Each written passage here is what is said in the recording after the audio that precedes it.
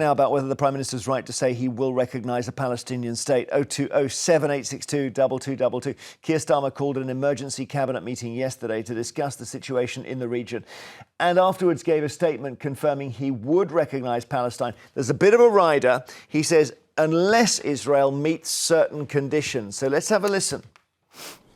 I've always said that we will recognise a Palestinian state as a contribution to a proper peace process at the moment of maximum impact for the two-state solution. With that solution now under threat, this is the moment to act. So today, as part of this process towards peace, I can confirm the UK will recognise the State of Palestine by the United Nations General Assembly in September, unless the Israeli government takes substantive steps to end the appalling situation in Gaza, agree to a ceasefire, and commit to a long-term sustainable peace, reviving the prospect of a two-state solution. So Israel's Prime Minister Benjamin Netanyahu said the move just rewards terrorism. Others want to see the recognition come sooner. Liberal Democrat leader Ed Davey has urged the Prime Minister to do it immediately. What do you think, Ayo? I do wonder why we're not doing it immediately. I don't know what the lag time is between now and September. And being one of the pivotal things that happens when he does this is the UN is able to reinstate that food supply. That feels like it's really time sensitive to me. I don't know about your social media, but I've seen horrific videos of children starving. I have seen horrific videos of children starving too, and I wonder whether he wants to just use as much leverage with Israel as he can, because once he recognises Palestine, there's no more leverage. Tim, what do you think? Well, look, can we separate these two issues? We're talking about Palestinian statehood, and at the same time we're showing these pictures from Gaza. Look, I saw the other day, I wish I hadn't seen it, although I went, the last gasp of a little boy. And I can't get out of my head, you know, what's happening in Gaza, I think we all find impossible. What I don't understand, though, is the link between that and granting Palestine statehood. And the connection doesn't seem to me to be a real one. And also, the conditions that Keir Starmer has applied here seem wrong. You know, Britain doesn't become Britain because of things that France does, or France doesn't lose its statehood because of what Britain does. So why should Palestine have a state because of what Israel does? They're well, trying isn't it? Well, the answer is surely that it gives people in Gaza the status of belonging to their own nation, and then they can almost speak to the rest of the world as a nation, not just as a collection of people who are in trouble in a strip of land. But yes. They only should do that when they are led by... Well, that's a different thing. Well, it's incredibly important. Well, it may be, but that's not where you started, though. At the moment, there are two states. You've got the Gaza, which is run by Hamas, or have Hamas as a titular people in charge. And then you have the West Bank, which is by Fatah, and they haven't had elections for 20 years. So what is Palestine? Well, it's what we're worried about, let's just focus. What we're worried about is the humanitarian tragedy in Gaza. We need to focus on that. This is what do you think? Ridiculous to me, distraction. they seem linked together. The reason why this humanitarian crisis has been able to continue for such a long time, and this isn't new. I think we're paying attention to it now because we're bombarded with imagery that is so visceral and honestly heart-wrenching and really difficult to actually cope with. And that's what's making people think we need to do something now. But this has been going on for a long time. And what we can do is legitimise and create some protections, and that's what this will do. This two-state peace is a journey to peace. You said legitimise. You shouldn't legitimise Hamas. I didn't say legitimate Hamas. No, I said you legitimise Palestine state. You were legitimising Hamas. I don't think those two things are together. They might correlate, but they're not the same thing. But the correlation surely is this, that this whole thing, the latest thing started on October the 7th with the attack by Hamas on the Nova Festival and all those deaths. And then you spool forward 2-3 years and Palestinians get their own state. And it almost starts to look as if crime pays. Yeah. That's the danger. Yes? I don't see it like that. I see it as this is a way to get the ceasefire, to get peace, to get children fed, to get what is a humanitarian crisis solved immediately in a time-sensitive way. and we have leverage to do that now. And these are children's French are lives, doing and they're it. dying. The French are doing it as well. And They've got out ahead of us. And then we're not the first ones in this. I mean, we're just not the first ones. We're quite late to the party. 140 countries have already signed. Look, there's one country in the world which will affect Israel, I'm afraid. We like to think we have influence. We have a little bit of influence on the margin. It's America and it's Trump. And I thought it was very significant what Trump said the other day in Scotland. He said, we're all fed up of seeing babies die on our televisions. And that day, Israel started to change its policy on letting humanitarian aid in. I think the change has already begun. Well, the world has seen these pictures. We're all sickened by it. The President of America is sickened by it. We're not even allowed press in there, so we don't even really know what's going on. No, we don't. But there was a reporter called Jeremy Bowen who flew over it 2 days ago as part of an aid drop by Jordan, and they weren't allowed to film, and he just said whole towns are destroyed. Shelley in Newcastle, is that a reason to recognise Palestine? No, I think it's far too early. It's like the woman said, there's over 100 countries already recognised it. So what good is that? Plus, there's something from the 1930s that we're talking about yesterday, that you need 4 things to be recognised as a state. 2 of them are proper borders and a government. Now, who's going to be the government? Who's going to be speaking to people? Hamas, nobody's mentioning properly. It needs to be Hamas that's took out the equation, because there'll never be peace. And another thing, people are going on about starving people. Where's all the do-gooders about Yemen? Now, they're proper been starving, millions killed through starvation, and it doesn't seem to be spoken about. Yeah, it's always on about least, Palestine. I suppose that's not about a people without a state. OK, no, I understand. Shelley, stay there. Let's just bring in Denise in Berkshire. Do you agree with Shelley? It's just too early. Well, I think it's going to take some time, but I think it needs to be considered. There's never going to be peace in the area until a state of Palestine is considered and worked towards.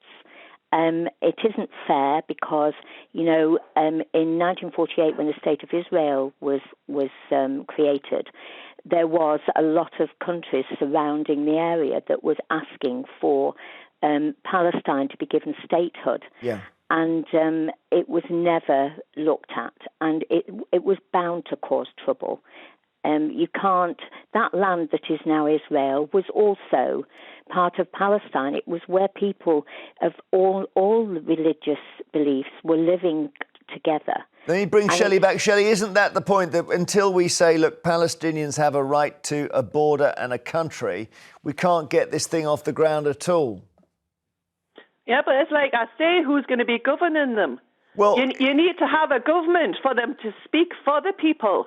Now, who are you going to have to speak for the people? Well, I mean, you've got Hamas at the moment, just like we're talking to the Taliban. If they're elected, you'll have to talk to them, won't you? Well, we're not really talking to the Taliban. We have to accept that they are in charge of Afghanistan. Well, yes. Whereas Hamas aren't really in charge of Palestine. They're in charge of the Gaza Strip in some way, but then they've got Fatah in the West Bank. So. All right, so they have no government. Shelley's right. Yeah, OK. Shelley, Denise, thank you so much. After the break, more calls on whether Keir Starmer, more calls on whether the Prime Minister is right to say he will recognise a Palestinian state. Obviously, it's to do with whether he gets what he wants from Israel or not. 0207 862 2222. We'd love your thoughts on this. Let's see who we got on the line. Tam is in Manchester. Hi, Tam. Hi, good morning again, Jeremy. Morning again, Tam. Yes, it's long overdue for Starmer to recognise Palestinian state. But you've made 2 comments this morning quoting Netanyahu about Britain rewarding terrorists. Who was a terrorist in 1946 when they bombed King David's Hotel?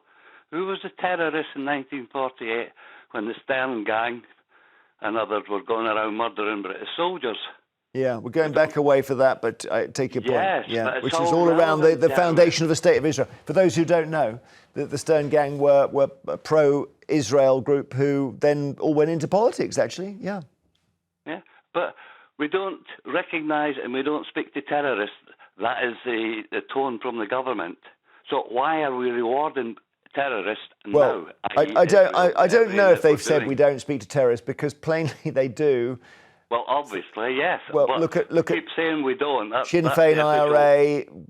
We've learned that we have to do that, right? In the world, and I guess if it helped the situation, the British government would probably talk to Hamas as well. Yeah, and they have terms for him. Like, the Prime Minister has made it clear that Hamas have to release all the hostages. Like, it's not just that we're... Has he made it clear? Yes, he set out 4 demands. So they have to agree to the ceasefire, just like Israel do, and they have to release all the hostages, and they have to accept that they will play no part in the government of Gaza. So going to your point earlier, they will have no part in the government of Gaza, which is a critical point, actually, and a full disarmament. So I think if Starmer's able to get this across the line, get agreement from... This is all posturing. Labour are frightened of their own MPs. They lost 4 seats at the last election because of the Muslim vote in this country, voting against Labour MPs because of Labour's position on Gaza. This is about domestic politics. As I've said before... You don't think it's going to happen? The only country that matters in affecting Israel is... I understand, but you don't think we're going to do it? You don't think Starmer's going to do it? It's going to be another U-turn? I don't think it will matter. Yeah, but I'm just wondering whether Starmer's set up he may do it. So many conditions that he can't do it because his conditions won't be fulfilled. I think he's proven in very challenging times, to be fair, that he can be quite a bit of a statesman. And if he can get this conditions that Israel agreed to the 4 and Hamas agreed to the 4, we can actually achieve something that, you know, people have talked about for decades. Yeah, but Israel have been extremely rude about it in the last 24 hours. I mean, extremely. Thank you, Tam. Susan in Lancashire, do you think he's right to do this? Yes, and it's long overdue, and I agree exactly with your previous caller. As far as, to me, it should have been done in 1948. The British and the French caused this problem when they divided up the Middle East. But apart from that, Hamas do not agree with a 2-state solution. So you're not rewarding Hamas at all. But because they want Israel wiped out, so they don't. That's not a 2-state solution for Hamas. I'm wondering if there's much left of Hamas. I don't. You know, they've flattened Gaza. Maybe there's. I don't know if Hamas are so completely done over they can't do anything anyway. I'm one of the greatest defenders of Israel. I think Israel's right to exist is paramount. What the Jewish people went through in the past. The trouble is, though. The way they have conducted themselves since the horror of the 7th of October, I think there's been jihadis probably born every minute at the moment, potential jihadis, because they've created a whole new generation of people who hate Israel. Now, whether those people are going to fight under the banner of Hamas or I don't know, but I think this has been a disaster for Israel. And I say that as someone who loves that country and loves what it stands for, but they have hurt themselves so much by the way they've conducted this war. OK, Susan, thank you. Jeff in East Sussex, hi. Hi there. You think we should recognise Palestine? No, not at this moment in time. As far as I understand it, they've been offered a 2-state solution in the past, more than once, refused because they don't want to recognise Israel, and that would mean recognising Israel. I think it's a very unwise thing of what extreme liberal ideas of Keir Starmer has. It just makes the world more unsafe to appease a terrorist organisation. It's scary. But then there must be another way. You never negotiate, you never budge an inch, you just hold out and you have terror then for years and years and decades. No, I'm not saying that at all. You have to negotiate, you have to talk, you have to have dialogue. But you have to stand fast in protecting your own culture and your own values. All these so many hostages being held, not being released. It's like some sort of appeasement for doing the terrible things. Yeah, but isn't it driven by people seeing? I mean, Starmer said yesterday, this is his quote: "The British people are revolted by what they're seeing in Gaza." That's what's driving this, Jeff. That's a very, very good point. The point is this for me. Is that Hamas is a specialist and they're experts at propaganda. And they're working very, very hard on making that work for them. I don't know if we're seeing scenes at the moment of people begging for food.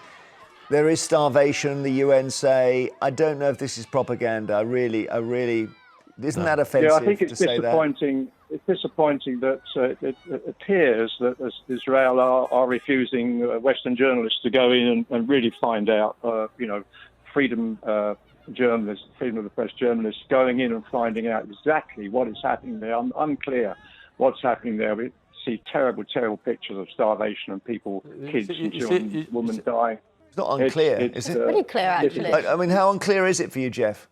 And we've seen British doctors come back and say how horrific it's been. It's difficult to know the truth these days. Is it? You know, it's these restrictions on independent journalists going in and discovering what is going on there.